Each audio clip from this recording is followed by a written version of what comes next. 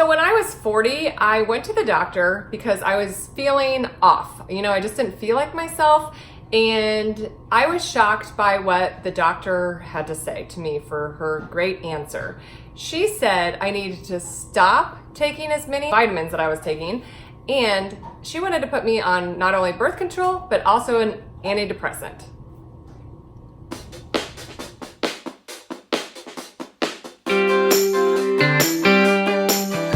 What's up, moms? I'm Natalie, the owner of Fired Up Fitness, and I simplify healthy living for moms 35 and older to look, feel, and live better. If this is your goal, make sure to subscribe and hit that bell now for notifications. Deep down, I knew I wasn't depressed, and I knew I didn't need antidepressants. Not that there's anything wrong with it with people that are actually depressed, but also on the flip side for the birth control, I'd already tried them probably three different times after having both of my girls. And they either gave me yeast infections or they made my blood pressure go up, which, hello, that's not good either. Hormones have been changing throughout our whole life, but this is the time to even pay more attention to it. Think about when you first went through puberty and you had your period, like back when you're 12 or 13 or however old you were. And then you wanted to get pregnant and you got pregnant, and if you're a mom, you probably got pregnant, and you had a whole nother slew of hormonal changes then. And then you had the baby or babies, and then a whole new set of changes came, and you're having to deal with that. And then time goes along, and then for me, again, I saw it at 35, and I saw more changes again at 40, and then another 5-year increment goes by. I don't know why it's 5 years with me, but 45 this year. I have seen the most changes yet. So I just think that it's so important to really pay attention to these signs and symptoms and know what's going on. I mean, no offense to all those amazing GYNs out there. I know they're doing so much good, but I really feel like in talking to all of my friends that are struggling with hormone issues right now, and a ton of my clients that are having these symptoms, I just think that there's really a gap in the way that doctors are addressing it. And I think that we really all need to start being self-advocates for ourselves and really paying attention to our symptoms and what to do about them. This is exactly why I wanted to create a series of videos, starting with this one, all about hormones. I have been doing loads of research over the last few years, so I'm excited to share more and more information with you guys on this because I think it's so important if you are 35 and older to know what is happening with your body. There are so many things that we can be doing to help these symptoms and actually dissipate a lot of them and make you feel so much better. So let's dive into 5 important hormones that if they're off balance, they're going to be giving you some signs and symptoms that you want to pay attention to. Before we go through these, if there are any signs and symptoms that you guys are relating to, or if you have questions on any of them or any of the hormones, please make sure just to put a comment in the comments below as the video is going on. This will be super helpful for me. I'll go back through and read them. I respond to every single comment. So I'm seeing people that are having the same issues or same questions. It's helpful for me to make new video topics on that's gonna help you out more. First up is insulin. Insulin is a hormone that is responsible for storing our blood sugar or glucose in our tissues of our cells. And it also is responsible for tapping into that stored blood glucose for energy that our body might need. Symptoms of insulin imbalance would be the following: feeling hangry or lightheaded if you miss a meal. You get cravings for sweet foods and carbs like bread. After you eat, you might feel really tired or fatigued. You get irritable easily. You can get brain fog and can't remember things as well. A lot of people with insulin imbalance feel like they need caffeine to make it through the day. In relation to gaining fat, you're gonna have that extra belly fat. And if you're gonna do a circumference measurement on your waist is probably equal or larger than your hips. And this is especially true if you have at least a 35-inch or larger waist for women. You have difficulty losing weight, and you always feel thirsty. So that is insulin. Next up is cortisol. Cortisol is our stress hormone, and this includes emotional stress, physical stress, spiritual, chemical, like environmental things like toxins and so forth, all sorts of stress. Symptoms of cortisol imbalance, or mainly high cortisol, include the following. Like insulin, cortisol leads to belly fat as well, but it also includes upper back fat, and your face is going to be probably a little bit more round than the norm. You might feel wired and tired. You're really kind of that personality that you're unable to slow down or unwind. You just can't, you can't freaking relax, really. You're quick to get angry sometimes. You might have thinning hair or hair loss.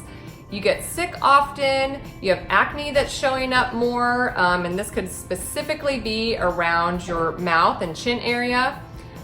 You might have some bone loss or weak bones that can lead to osteoporosis. You have a low sex drive, sleep issues, and some digestive issues. All right, third on the list is the thyroid. Thyroid hormones are the master controllers of growth and metabolism. For the thyroid hormone symptoms, we're gonna break that into a low and a high, and we're gonna start with a low thyroid symptom, or a hypothyroid.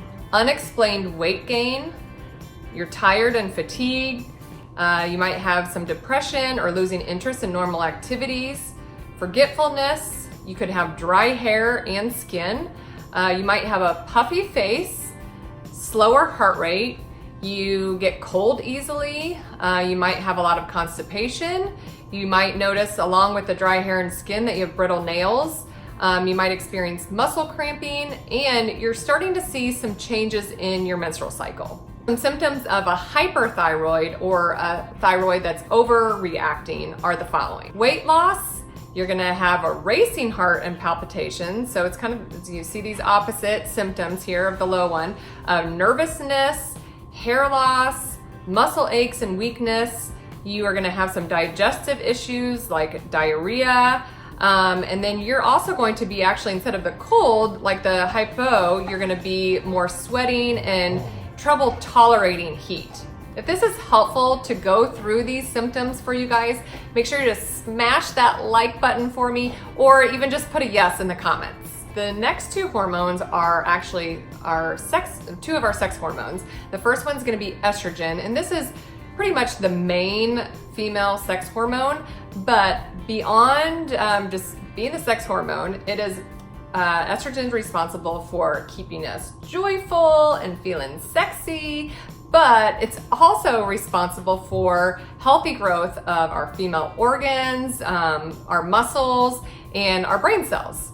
And one fun thing to think about, the difference between estrogen and our next one, which is going to be progesterone, think about them like sisters. So estrogen is the fun sister, kind of the party one, the chill one, the one that you want to, it's just fun to be around. So just like the thyroid, I'm going to split up estrogen into a high and low, and we're going to do the high first. And some of those signs of high estrogen look like this. You might see stubborn weight gain, particularly in the hips, thighs, and butt. Remember, like when you're the insulin or the cortisol person, you're storing more in the belly fat. So this high estrogen, you're holding it on your hips, thighs, and butt.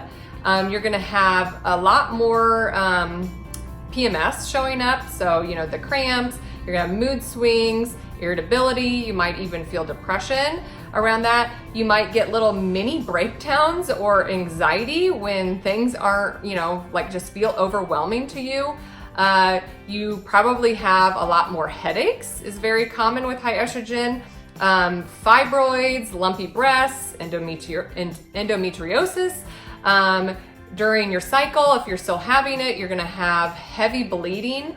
And most likely your sex drive is gonna go down, and you're gonna experience some bloating in the digestive area. On the flip side, for low estrogen, you're gonna experience things like weight gain in the belly. So more like that insulin and cortisol person, but you are going to have probably irregular or missing periods.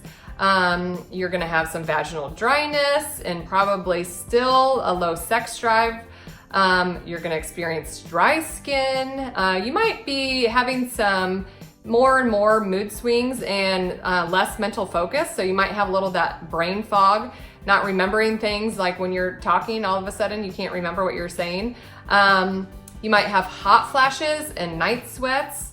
You're gonna have trouble sleeping, and this includes not only going to sleep, but more often staying asleep in the middle of the night and probably waking up between that 3 and 4 o'clock in the morning hour.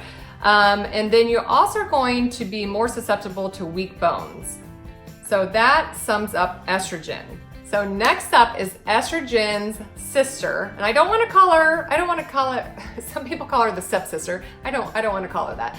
But progesterone is, let's just call her the reserved sister, because progesterone likes to keep estrogen in balance and wants everything in check. She doesn't think about it like the Goldilocks rule. She doesn't want things to be going too crazy and too out of control, but she also doesn't want it too low. So she likes things just right. So progesterone is the Goldilocks of all of the hormones. And some of the things that yes, I'm gonna call her she because I don't know, it's fun to call her she. I guess I'm thinking of them as sisters now. She likes to keep our uterine lining just not too thick, but just right. She likes to keep our mood even keel, and she likes to keep our sleep even keel. She likes us to go to sleep and without issues and stay asleep without issues. I'm thinking I need some progesterone because I'm having some issues with some of those things. Anyways, those are the roles of progesterone. So now let's get to some symptoms. We're just gonna address low progesterone because that's the most common. And so the causes of that include a lot of things that are really just focused around our cycle. So PMS and mood swings, there goes those cramps again and everything, all that fun stuff. You might have short and or irregular menstrual cycles. So you might have, I went through a period of time where I was only having cycles that were 15 or 17 or 18 days, and sometimes I would even have 3 in 1 month, but then I might go another, the next month was longer. So it was kind of wackadoodle cycles. That would be low progesterone. You're also gonna see spotting and heavy periods. So you're gonna see more of that spotting like mid-month, and then your periods are just going to last longer, probably like a full week, even though before you were maybe like the 3 to 4 days. And also it might be common that you would have the menstrual migraine. So before your period would start, you're gonna really, have those headaches that you might not get the rest of the month. So if you're still, speaking of cycle, if you're still having your cycle, I highly, highly, highly recommend you download an app like Clue. Clue, I think that's the one I've used for a really long time now. I've used other ones, but this is my favorite. Free on the App Store.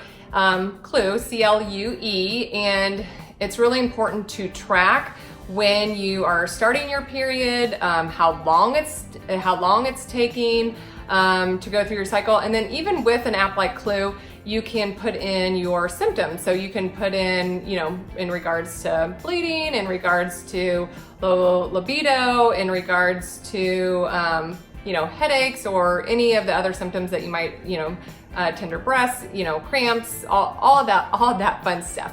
But put that into the app. So then when you do go to your doctor and discuss some things going on, you have a good reference of really what has been going on in the last year.